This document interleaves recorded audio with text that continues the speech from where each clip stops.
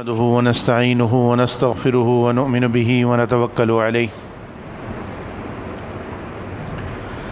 ونعوذ بالله من شرور أنفسنا ومن سيئات أعمالنا من يهده الله فلا مضل له ومن يضلله فلا هادي له ونشهد أن لا إله إلا الله وحده لا شريك له ونشهد أن سيدنا ومولانا محمدا عبده ورسوله أما بعد فأعوذ بالله من الشيطان الرجيم بسم الله الرحمن الرحيم من عمل صالحا من ذكر أو أنثى وهو مؤمن فلنحيينه حياة طيبة ولنجزينهم أجرهم بأحسن ما كانوا يعملون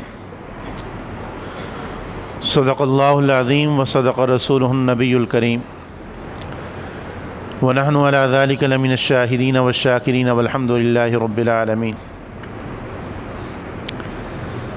اللهم صل على سيدنا ومولانا محمد وعلى آله وأصحابه وبارك وسلم اللهم صل على سيدنا ومولانا محمد وعلى آله وأصحابه وبارك وسلم اللهم صل على سيدنا محمد وعلى آله وأصحابه وبارك وسلم قابل احترام بھائی اور بزرگوں، دنیا میں ہر شخص کی یہ خواہش ہے کہ اس کی زندگی پرسکون ہو، اس کی خواہشات پوری ہوں۔ چنانچہ جب ہر آدمی اپنے سے زیادہ مالدار کو دیکھتا ہے کہ اس کے پاس اسباب راحت زیادہ ہیں، تو یہ سمجھتا ہے کہ شاید اسباب راحت اکٹھے کر لینے سے راحت مل جاتی ہے، تو اپنی ساری صلاحیتیں، اپنا سارا وقت مال کو بڑھانے میں خرچ کر رہا ہے۔ آج عمومی طور پر اگر ہم اپنی زندگی کا محاسبہ کریں، اور کوئی بزنس مین ہے تو اس کے ذہن پہ یہ سوال ہے کہ میرا بزنس زیادہ کیسے بڑھے گا، تب مجھے سکون حاصل ہوگا، تب مجھے راحت ملے گی۔ اولاد کے سلسلے میں ہماری فکر یہی ہے کہ کون سی تعلیم ہماری اولاد حاصل کرے جس سے مال زیادہ آئے، جاب اس کو اچھی ملے، تاکہ وہ سکھ کی زندگی گزار سکیں۔ ہر والد کے دل میں یہ خواہش ہے۔ چنانچہ وہ ان کے نظریات جو ہیں اس حوالے سے بدلتے رہتے ہیں۔ یعنی ایک وقت تھا وہ اس لیے بچوں کو ڈاکٹر بناتے تھے کہ وہ کماتے زیادہ ہیں، اب پتہ چلا کہ یہ کمپیوٹر کی لائن میں کمائی زیادہ ہے، تو اب اس حوالے سے ہر کوئی اپنے بچوں کو تعلیم دلوا رہا ہے، اور مقصد سب کے دل میں یہی بات ہے کہ ہمارے بچے سکون والی زندگی گزاریں۔ لیکن ہم دیکھتے ہیں کہ جتنا مال و دولت زیادہ آ رہا ہے اتنی ہی پریشانیاں، ٹینشن زیادہ آ رہی ہے۔ یہ مقصد حاصل نہیں ہو رہا، بلکہ پچھلے دنوں ایک رپورٹ منظر عام پر آئی کہ دنیا کے 22 کھرب پتی انسان، یعنی جو چوٹی کے تھے، ان کی زندگی کا تجزیہ کیا گیا، ان میں سے 18 خودکشی کر کے مرے۔ یعنی کھرب پتی، یعنی جو سب سے ٹاپ کے آدمی تھے۔ اور وجہ کیا خودکشی کرنے کی؟ کہ زندگی میں سکون نہیں تھا، ٹینشنوں کی وجہ سے انہوں نے جو ہے وہ خودکشی کر لی۔ تو ہم یہ سمجھتے ہیں کہ مال و دولت زیادہ آ جانے سے سکون ملے گا، یا عہدہ اور منصب کو مل جائے تو اس سے سکون ملے گا۔ تو اس لیے صبح سے لے کر شام تک خود بھی، اپنی اولادوں کے بارے میں بھی یہی ہماری تمنا اور جستجو ہے کہ وہ دنیا حاصل کرنے میں اپنے آپ کو کھپائیں، ایسا طریقہ اختیار کریں جس سے مال و دولت کی فراوانی آتی ہے۔ جبکہ اللہ رب العزت جنہوں نے انسان کو بنایا ہے وہ فرماتے ہیں کہ الا بذکر اللہ تطمئن القلوب، غور سے سن لو، پکی بات ہے، اللہ کو یاد رکھنے میں زندگی کا سکون ہے۔ اگر اللہ تمہاری زندگی سے اللہ کی اطاعت، اللہ کے نبی صلی اللہ علیہ وسلم کی اطاعت نکل گئی تو تمہیں کہیں بھی سکون میسر نہیں آ سکتا۔ وہ ایک روایت میں آتا ہے، اس کا مفہوم یہ ہے کہ اللہ رب العزت نے عزت اور سربلندی جو ہے وہ حضور فرماتے ہیں کہ میری اطاعت میں رکھ دی، اور ذلت اور پریشانیاں اس شخص کے لیے رکھ دیں جو میرے حکم عدولی کرے گا۔ تو جو اصل ہماری بیماری ہے اس کی جانب ہماری توجہ نہیں، اصل ہماری بیماری وہ اللہ کی نافرمانیاں ہیں۔ جب تک ہمارے بدن سے اللہ کی نافرمانیاں نہیں نکلتی تو یہ کائنات کا جو نظام ہے یہ ہمیں راحت اور سکون نہیں پہنچا سکتا، ہمیں ٹینشن نہیں ملیں گی۔ جب تک میری آنکھ وہ اللہ کے حکم کے مطابق دیکھتی نہیں، میرے کان اللہ کے حکم کے مطابق سنتے نہیں، میری زبان سے اللہ کی نافرمانیاں ختم نہیں ہوتی، خواہ انفرادی زندگی ہو یا اجتماعی زندگی ہو، تو اس میں سکون میسر نہیں آ سکتا۔ تو اللہ تعالیٰ نے سکون جو رکھا ہے وہ اپنی اطاعت میں رکھا ہے۔ آج ہم سب لوگ پریشان ہیں، بارشیں نہیں ہو رہی، اللہ سے مانگ بھی رہے ہیں پھر بھی بارش نہیں ہو رہی، دعائیں بھی مانگ رہے ہیں پھر بھی بارش نہیں ہو رہی۔ اس کی وجہ اصل یہ ہے کہ جو چیزیں چھوڑنے کی تھیں، جن چیزوں سے ہم نے اللہ کو ناراض کر رکھا ہے، ان کی جانب ہماری توجہ نہیں۔ ہم دوسروں کو دیکھتے ہیں، کبھی ہم نے بیٹھ کر اپنے متعلق نہیں سوچا کہ میری زندگی میں کون کون سی اللہ کی نافرمانیاں ہیں، میں ان سے باز آ جاؤں، توبہ کر لوں۔ تو جب تک ہم اپنے آپ کو تبدیل نہیں کریں گے، اللہ کی اطاعت میں لے کر نہیں آئیں گے، سکون میسر نہیں آئے گا، کیونکہ رزق کے دروازے وہ اللہ کے پاس، سکون کے دروازے وہ اللہ کے پاس۔ جب تک اللہ کو راضی نہیں کریں گے تو ہمیں ہماری خواہشات کیسے پوری ہوں گی؟ ہم اب اپنے گھر میں دیکھتے ہیں، ہمارے 2 بچے ہیں، ایک بچہ بڑا محنتی ہے، والدین کا بڑا فرمانبردار ہے، پڑھائی میں بڑا آگے ہے، تو وہ ابھی منہ سے بات نکالتا نہیں، والدین اس کی خواہش پوری کرنے کے لیے فوراً تیار ہوتے ہیں۔ اور ایک بچہ والدین کا نافرمان ہے، والدین سے بدتمیزی کرتا ہے، پڑھائی کی طرف توجہ نہیں کرتا، وہ روئے پیٹے جو مرضی کرے، والدین اس کی خواہش ہی نہیں پوری کرتے۔ وہ کہتا ہے کہ میرے ساتھ یہ امتیازی سلوک کیوں ہے؟ تو کہتے ہیں کہ تم کون سا ہماری بات مانتے ہو، تم کون سا محنت کرتے ہو۔ تو اسی طرح جو بندہ اللہ کی فرمانبرداری میں زندگی گزارتا ہے، اللہ اس کے دل میں پیدا ہونے والی خواہش فوراً پوری کرتے۔ اور یہ زمین و آسمان کے جتنے نقشے ہیں اللہ تعالیٰ سب اس کے تابع بنا دیتے ہیں۔ علماء نے لکھا کہ انسان جو ہے نا یہ عالم اصغر ہے، یہ دنیا عالم اکبر ہے۔ تو اللہ تعالیٰ نے دنیا کی ہر چیز کا نمونہ خود انسان میں رکھا۔ جیسے دنیا میں پہاڑ ہیں، اللہ تعالیٰ نے انسان میں یہ ہڈیاں رکھی ہیں اونچی نیچی، اسی طریقے سے دنیا میں درخت ہے، انسان کے بدن پر بال ہیں، باقی چیزیں بھی ایسے تفصیل ذکر کی۔ تو آگے لکھتے ہیں کہ یہ انسان جو عالم اصغر ہے، عالم اکبر یعنی دنیا میں اس کی طبیعت کے موافق اس وقت معاملات آئیں گے جب یہ اپنے عالم اصغر میں اللہ کا حکم جاری کرے گا،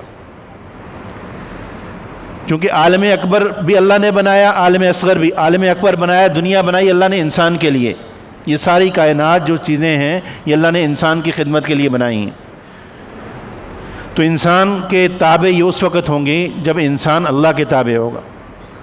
چنانچہ ہم صحابہ اکرام کے واقعات دیکھتے ہیں، اولیاء اکرام کے واقعات دیکھتے ہیں کہ جب کوئی حالات آتے تھے وہ اللہ کی جانب رجوع کرتے تھے، فوراً حالات ختم ہو جاتے تھے۔ حضرت عمر رضی اللہ تعالیٰ عنہ کے دور میں وہ ایک دفعہ زلزلہ آیا تو انہوں نے زمین پر کوڑا مارا، رک جا، تجھ پر عمر انصاف قائم نہیں کرتا، فوراً زلزلہ رک گیا۔ اب جو ہے دریا نہیں چل رہا، دریا کو خط لکھ رہے ہیں، اب خط لکھنے سے دریا جو ہے وہ ایسا چلا کہ آج تک کبھی بند نہیں ہوا۔ تو یہ چیز چونکہ وہ انہوں نے اپنے آپ کو اللہ کے فرمانبردار بنا لیا تھا، تو اللہ تعالیٰ نے ساری مخلوق کو ان کے تابع کر دیا۔ اب صحابہ کے واقعات میں آتا ہے کہ ایک صحابی لشکر سے بچھڑ گئے، تو اب جنگل میں تھے، آگے شیر آ گیا، تو شیر کو کہتے ہیں کہ میں حضور صلی اللہ علیہ وسلم کا غلام ہوں، حضور کا صحابی ہوں، میں اپنے قافلے سے بچھڑ گیا ہوں، مجھے راستے تک پہنچاؤ۔ تو شیر آگے دم ہلا کر ان کے آگے آگے چلتا ہے اور ان کو منزل تک پہنچا کر آتا۔ تو یہ ساری مخلوق اس وقت تابع ہوتی ہے جب انسان جو ہے وہ اللہ کے تابع ہو جائے. اور یہ صرف صحابہ کے ساتھ نہیں تھا، بعد میں اولیاء اللہ جتنے گزرے ان کے حالات آپ دیکھ لیں. حضرت خواجہ معین الدین اجمیری رحمۃ اللہ علیہ، اجمیر میں ان کا مزار ہے. ایک انگریز ہندوستان کی سیر کے لیے آیا، سیر کر کے جب واپس گیا تو اس نے اپنا سفر نامہ لکھا. اس میں اس نے یہ بات ذکر کی کہ میں نے وہاں انڈیا میں ایک عجیب چیز دیکھی کہ ایک آدمی زمین کے نیچے پڑا ہوا ہے اور اس کے اوپر من و مٹی ہے، لیکن وہ زمین پہ رہنے والے لوگوں کے دلوں پر حکمرانی کر رہا ہے. کہ ہندو سکھ بھی اس کے دربار پر جا رہے ہیں، مسلمان بھی اس کے دربار پر جا رہے ہیں. تو یہ دلوں کی حکمرانی، دلوں میں محبت اور دلوں میں جو ہے کشش، یہ اللہ کے حکموں کی اطاعت سے آتی ہے. اگر ہم یہ چاہتے ہیں کہ ہمارا ارد گرد کا ماحول ہمارے موافق ہو، ہمیں اپنے اولاد کی طرف سے، اپنے اہل و عیال کی طرف سے، اپنے عزیز و اقارب کی طرف سے خلاف طبیعت باتیں سامنے نہ آئیں، تو اس کے لیے ضروری ہے کہ ہم اپنے اللہ کی اطاعت میں آئیں. اگر ہم یہ چاہتے ہیں کہ جب ہم پر کوئی حالات آئیں اور ہم اللہ سے دعا مانگیں، ہاتھ اٹھائیں اور اللہ تعالیٰ ہماری خواہش پوری کر دیں، ہم سے وہ حالات کو ٹال دیں، تو اس کے لیے ہمیں اللہ کے رسول صلی اللہ علیہ وسلم کی اطاعت کرنی پڑے گی. ایک بزرگ تھے، بڑے مستجاب الدعوات تھے، جو دعا مانگتے تھے اللہ قبول کرتے تھے. تو ایک اللہ والے ان کے پاس گئے اور جا کے کہنے لگے، عرض کی کہ آپ کو یہ مقام کیسے ملا؟ وہ فرمانے لگے کہ بات یہ ہے کہ میں نے جب سے اپنے آقا کی نافرمانی چھوڑ دی تو میرے آقا نے ساری چیزیں جو ہیں وہ میری منشا کے مطابق کر دی. آقا سے مراد حضور صلی اللہ علیہ وسلم. اور وہ ان بزرگوں سے کہنے لگے تم بھی اپنے اللہ کی اطاعت میں آ جاؤ، اللہ کے حبیب صلی اللہ علیہ وسلم کی اطاعت میں آ جاؤ، تو جو ہے اللہ تعالیٰ تمہارے ساتھ بھی ایسا معاملہ کریں گے. اب ضرورت اس بات کی ہے کہ ہم اپنی زندگی میں غور کریں کہ ہماری زندگی سے میں کون کون سی اللہ کی نافرمانی ہے. اگر ہماری آنکھیں اللہ کی حکم عدولی کرتی ہیں تو ہمیں سوچنا چاہیے. اور ہم یہ سمجھتے ہیں کہ شاید اللہ کی نافرمانی کر لی کچھ نہیں ہوتا، چونکہ اللہ رب العزت نے ڈھیل دی ہوئی ہے. ظاہری طور پر انسان گناہ کرتا ہے، فوراً کوئی تھپڑ نہیں پڑتا، اسی سے انسان مغرور ہو جاتا ہے کہ کیا ہوا، کچھ بھی نہیں ہوا، تنہائی میں کوئی گناہ کر لیا، کیا ہوا، کچھ بھی نہیں ہوا. نہیں، اللہ تعالیٰ کا نظام، خفیہ نظام جو ہے وہ حرکت میں آ جاتا ہے. گناہ کے اثرات ہیں، جس طریقے سے نیکی کا اثر پڑتا ہے ایسے گناہ کا بھی اثر پڑتا ہے. ایک روایت میں آتا ہے، آپ نے فرمایا کہ بندہ رزق سے جو محروم ہوتا ہے وہ گناہوں کی وجہ سے ہوتا ہے. اب دیکھیں آج ہماری فصلیں جو ہیں وہ جیسے پیداوار دینی چاہیے نہیں دے رہی، اور باقی معاملات میں بھی ہر طرف سے میں پریشان نہیں. وجہ یہ ہے کہ ہماری زندگیوں میں اللہ کی نافرمانی، اللہ کا خوف ہمارے دلوں سے نکل گیا. حالانکہ اگر میں کسی پر غلط نظر ڈال رہا ہوں یا غیر محرم عورت کو دیکھ رہا ہوں تو چاہے مجھے کوئی نہیں دیکھ رہا، لیکن میری نظر اس غیر محرم عورت پر پڑنے سے پہلے میرے رب کی نظر مجھ پر پڑ رہی ہے. یہ بات اگر دل میں بیٹھ جائے کہ میں کسی کو اگر غلط نظر سے دیکھوں گا تو میرا رب بھی تو مجھے دیکھ رہا ہے. تو جیسے میں دنیا والوں کے سے حیا کرتا ہوں کہ دنیا والے مجھے اگر دیکھ لیں اور میں غلط کام کرنا چاہ رہا ہوں تو میں رک جاتا ہوں، تو مجھے اپنے رب سے بھی حیا کرنی چاہیے کہ میرے رب مجھے دیکھ رہے. تو یہ بات جب دل میں بیٹھ جائے گی تو پھر انسان کی زندگی اللہ اس سے گناہ نکال دیں گے. تو اس لیے میرے بھائی گزارش یہ ہے کہ ہم اپنے گناہوں سے توبہ کریں، اللہ سے معافی مانگیں. جب تک ہم اللہ کو راضی نہیں کریں گے یہ حالات دن بدن جو ہے وہ پریشانی والے آئیں گے، زندگی ہماری تنگ ہو جائے گی. چنانچہ وہ منظر آپ سب کے سامنے ہے. اللہ فرماتے ہیں وَمَنْ أَعْرَضَ عَنْ ذِكْرِي فَإِنَّ لَهُ مَعِيشَةً ضَنْكًا، جو میری یاد سے منہ موڑتا ہے میں اس کی گزران تنگ کر دیتا ہوں. اب سب کچھ ہونے کے باوجود جو ہے ہر آدمی پریشان ہے. جس سے پوچھ لیں اتنی پریشانی ہے، وقت ختم ہو جائے گا پریشانی ختم نہیں ہوگی. اور جن کے متعلق ہمارا یہ خیال ہے کہ شاید وہ بڑے سکھ میں ہوں گے، بڑے مالدار لوگ، اتنے وہ زیادہ پریشان ہیں. ان کے پاس آپ 1 گھنٹہ بیٹھ جائیں تو صرف بیٹھنے سے آپ کے سر میں درد شروع ہو جائے گا. آزما کے دیکھ لیں. یعنی وہ اپنی کوئی پریشانی بیان نہ بھی کریں، یہ جتنے بڑے بڑے مال و دولت والے ہیں ان کے پاس آپ 1 گھنٹے کے لیے چلے جائیں، بیٹھ جائیں تو آپ کا ذہن پہ بوجھ پڑ جائے گا.